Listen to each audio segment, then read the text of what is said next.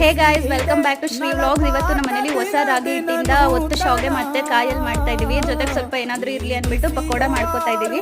So first ಪಕೋಡಾಗೆ ಏನೇನು ಬೇಕೋ ಅದನ್ನೆಲ್ಲ ರೆಡಿ ಮಾಡ್ಕೊಂಡು ಸೈಡಲ್ಲಿ ಇಟ್ಕೋತಾ ಇದೀವಿ. ಸೊ ಆಮೇಲಿಂದ ಮುದ್ದೆಗೆ ಏನು ಹಾಕಿದ್ವಿ ಅಲ್ವಾ, ಸೊ ಅದು ಮುದ್ದೆ ಎಲ್ಲ ಕುದಿ ಬರುತ್ತೆ.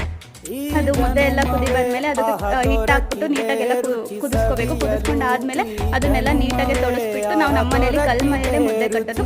ಸೊ ಅದೆಲ್ಲ ಮುದ್ದೆ ಕಟ್ಟಿದ್ದಾದ್ಮೇಲೆ ಇನ್ನೊಂದು ಕಡೆ ಕಾಯಲ್ಗೆ ಬೆಲ್ಲನೆಲ್ಲ ಸೋಸ್ಕೊಂಡು ನೀಟಾಗಿ ಕಾಯಿ ಎಲ್ಲ ರುಬ್ಕೊಂಡು ನೀಟಾಗಿ ಮಿಕ್ಸ್ ಮಾಡಿಕೊಂಡ್ರೆ ಕಾಯಲ್ಲಿ ರೆಡಿ ಆಗೋಯ್ತು. ಸೊ ಇವಾಗ ಇನ್ನೊಂದು ಕಡೆ ಮುದ್ದೆ ಏನು ಮಾಡಿದ್ವಿ ಅಲ್ವಾ, ಸೊ ಅದನ್ನೆಲ್ಲ ಒಳ್ಳಿಗೆ ಹಾಕೊಂಡ್ಬಿಟ್ಟು ಒತ್ತದ ಒಳ್ಳು ಸಿಗುತ್ತೆ ಮಾರ್ಕೆಟಲ್ಲಿ. ಸೊ ಎಲ್ರಿಗೂ ಗೊತ್ತಿರುತ್ತೆ. ಸೊ ಅದರಲ್ಲಿ ಏನಿರುತ್ತೆ ಮುದ್ದೆನ ಅದನ್ನು ನೀಟಾಗಿ ಮುದ್ದೆ ಎಲ್ಲ ಕಟ್ಕೊಂಡಿರ್ಬೇಕು, ಗಂಟು ಥರ ಏನೂ ಇಲ್ದಿರ. ಸೊ ಅದನ್ನೆಲ್ಲ ನೀಟಾಗಿ ಕಟ್ಕೊಂಡಾದ್ಮೇಲೆ ಅದನ್ನೆಲ್ಲ ನೀಟಾಗಿ ಒತ್ಕೋಬೇಕು. ನೋಡಿ ನಮ್ಮ ಎಷ್ಟು ನೀಟಾಗಿ ಒತ್ತಿದ್ರು. ಸೊ ಇವಾಗ ನಾನೇ ಪಕೋಡ ಹಾಕೋಣ ಅಂತ ಹೇಳಿ ಹಾಕ್ತಾ ಇದ್ದೀನಿ. ಸೊ ನೋಡ್ಬೋದು ನೀವೇನೆ ಎಷ್ಟು ಚೆನ್ನಾಗಿ ಬರ್ತಾ ಇದೆ ಪಕೋಡ. ಟೇಸ್ಟು ಕೂಡ ಚೆನ್ನಾಗಿತ್ತು. ಸೊ ಇವಾಗ ಫುಲ್ ರೆಡಿ ಆಗಿದೆ. ಅದ್ರ ಮೇಲೆ ಕಡಲೆ ಬೀಜದ ಪುಡಿ ಹಾಕೊಂಡು ತಿಂದರೆ ಆಹಾ